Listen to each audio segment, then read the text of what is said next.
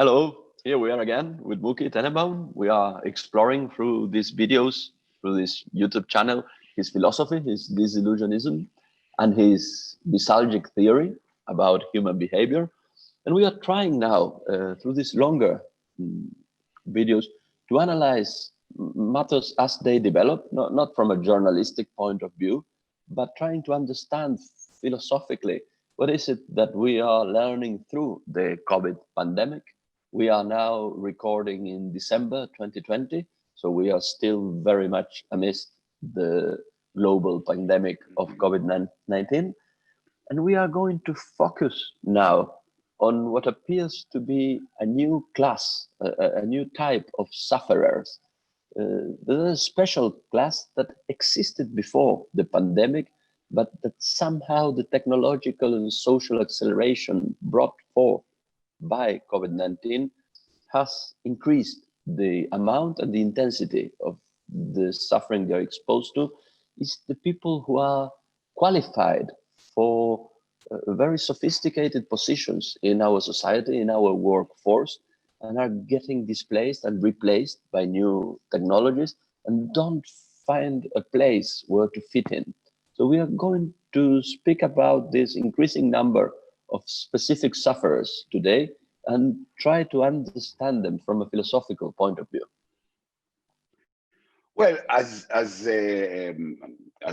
you explained, this group of people are a class.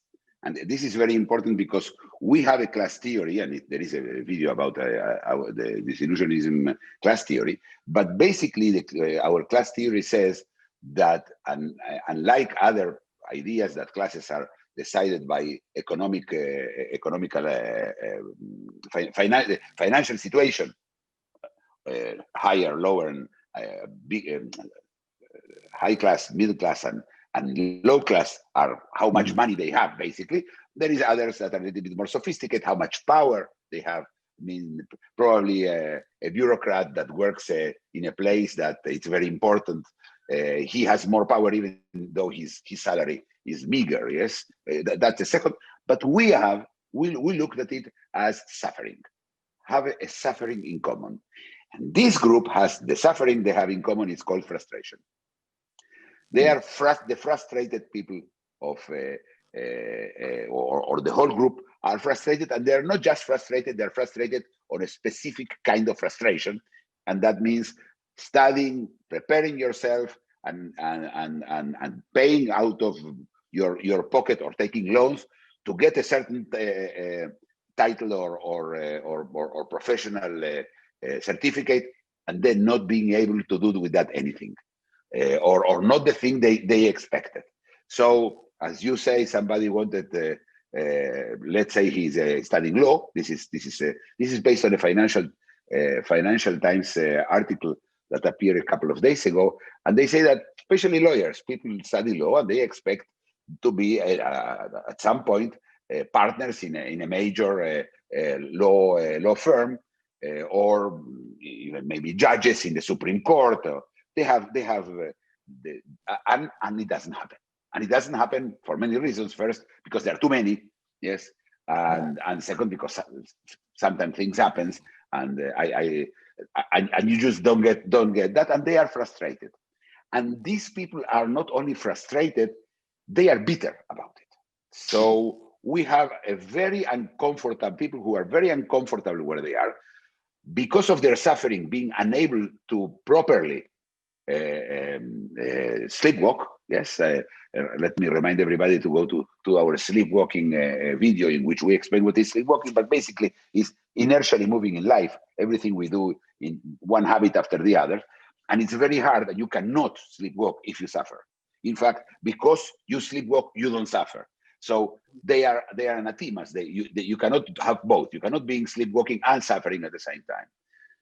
So this suffering also, even if they get to sleepwalk after a while, every month when they get their student loan application, a payment that they have to pay because they have to pay the next 5 years, all the money they spend the first 5 years as a loan in America, this is the common practice.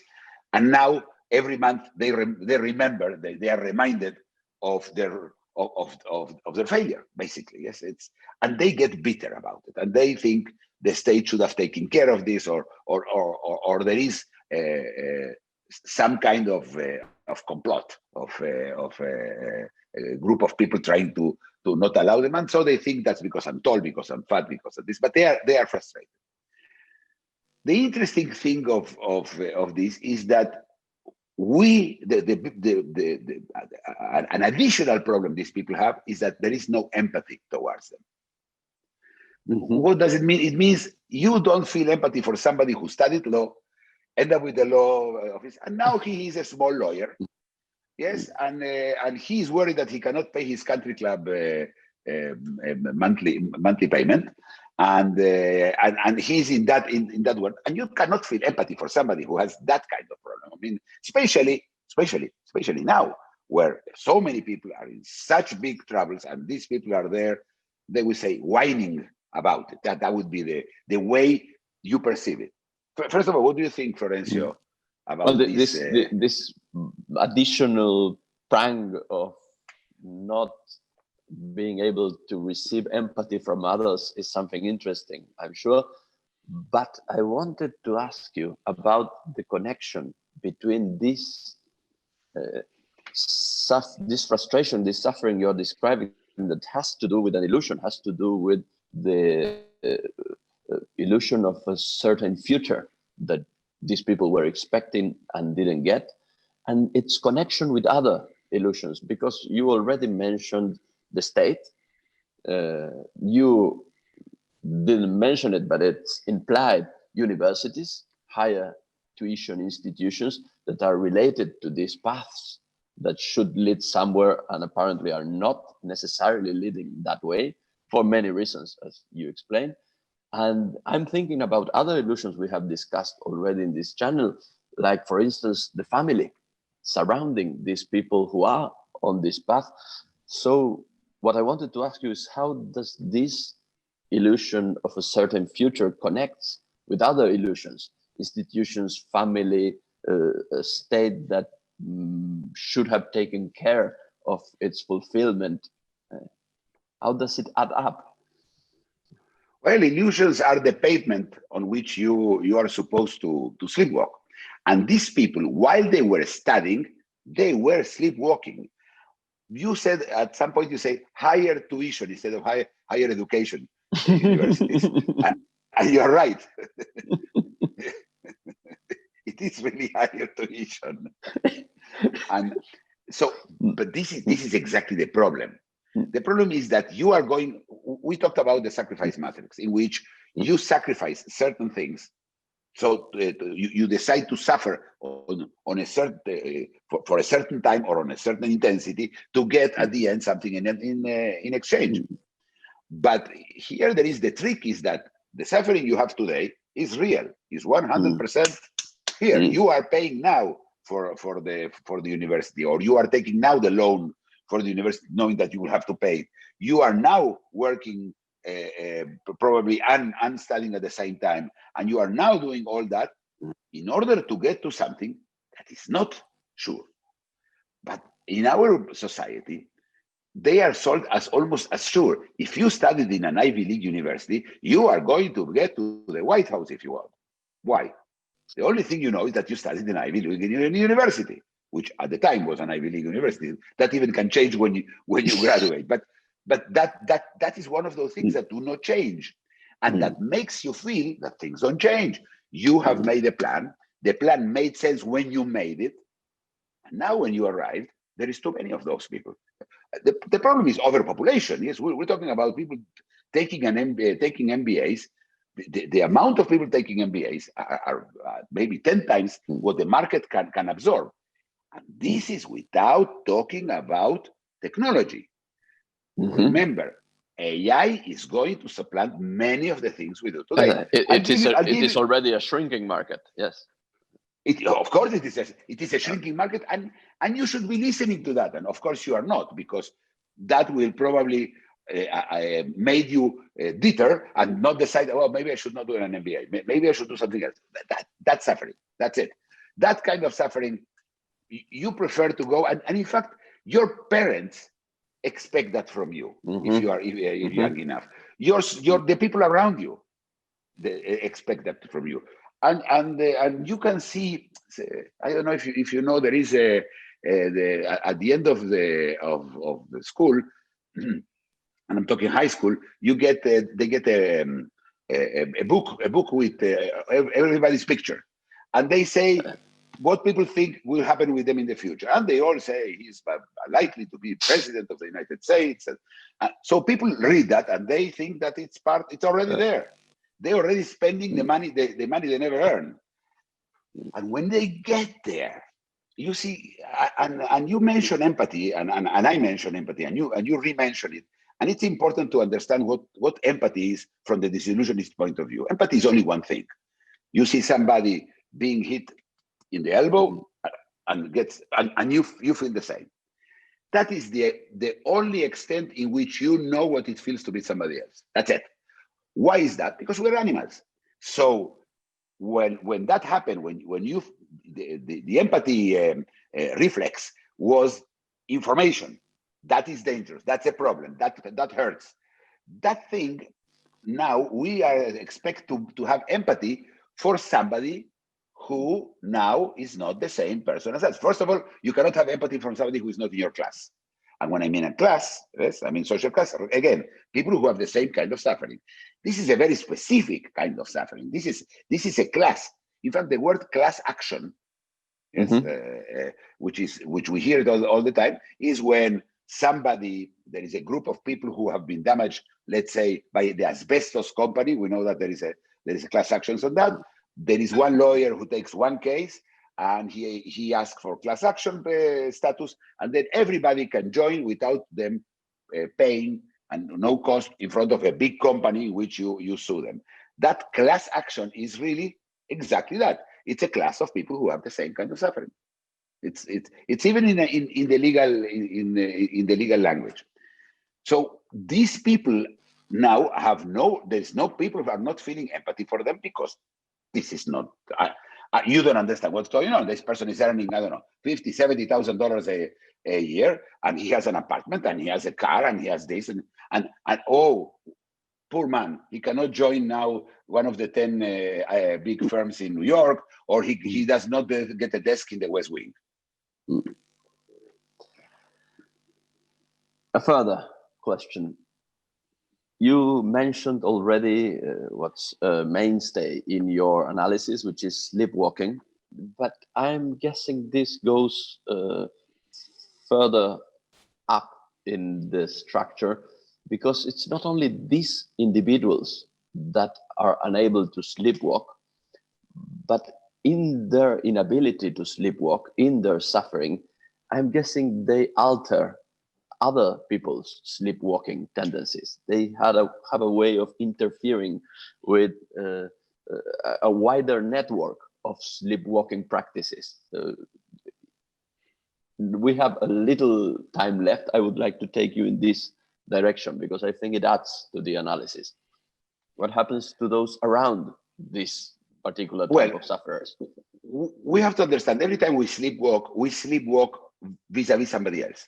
There is somebody else around. If I walk in the street going to take the bus, the other people who are going the other way or in the same way, they all are synchronized with my sleepwalk. Yes. So sleepwalking is there is a need to be synchronized, and they call it the sink. There is not the sink of the kitchen sink, is the SYNC video, and in the sink basically is that all those sleepwalks are being synchronized, and those synchronized sinks are being synchronized further, and we have a whole system that works together. If somebody does not move in the right direction, it doesn't matter. 99% of the others will. So that will work. But here we're talking about a big class of people, growing class of people. Not that you see that law schools are now empty of people. They are not. Or MBA's classes are not. They're not being taught anymore. But all these people are now a big number, and they can disturb the sink, because these people are bitter. They cannot sleepwalk. They have a problem sleepwalking. And of course, because they cannot sleepwalk, there's certain things they cannot do or they won't do. And their families around them, for example, will be affected by it. So their sleepwalk patterns are also going to be affected. And then on and on and on, like ripples in the water.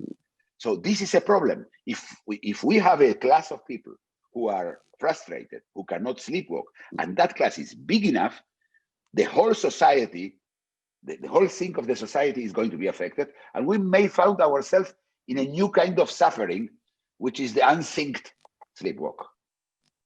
You mentioned before, I think in this same direction, the accelerating technologies and the accelerating automatization and robotization processes that might impact this curve in the future.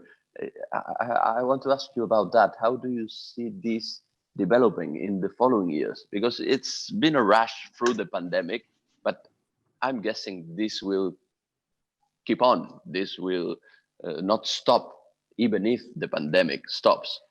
So how do you see that impact of new technologies on this very problem? Well, I think the AI, and in the case of the ones that the class we're talking about, this is not plumbers. Yes, we're not talking about plumbers. The problem they have is robots. But this is problem of AI. Now, I'll give you an example that has been around for several years already in New York. In New York, all the traffic tickets, all the when you get a ticket for speeding or whatever, you normally used to go to a lawyer, and the lawyer will go, oh, you paid. Yes, if you think you should not pay. Now, there is no lawyer involved. There is an AI that does everything. You just put in your scan your traffic ticket, and then the whole process, the whole legal process, is all done by an AI. There is no people involved. So this is going to be wider and wider and wider. Yes, at the end, the law is a certain set of data which is limited, and which in 90% of the cases, and I would say much more, I'm a lawyer myself, so I can tell you 95% of cases, they are all there. I mean, there is not too much innovation. The Perry Masons, you can see how old I am. Yes, the Perry or the Law and Order fiction. It's a fiction. 99% is just you standing there in the hallways waiting for the judge to call you. And all this could be disappear very soon. So there will be even less place for lawyers. So, but as I say, the funny thing, or the tragic thing, I would say, is that people continue to apply in hordes. I mean, in masses to both to law school and to those MBAs. I mean, I remember when I was already studying myself. People say that MBA is only good to teach MBAs. MBA students. It's the only thing you can become an MBA teacher. But that was a joke. But now it's not anymore a joke. So we shall see how this develops. We'll carry on with these videos. Thank you very much. Bye. If you enjoyed the video, please like it, comment and subscribe.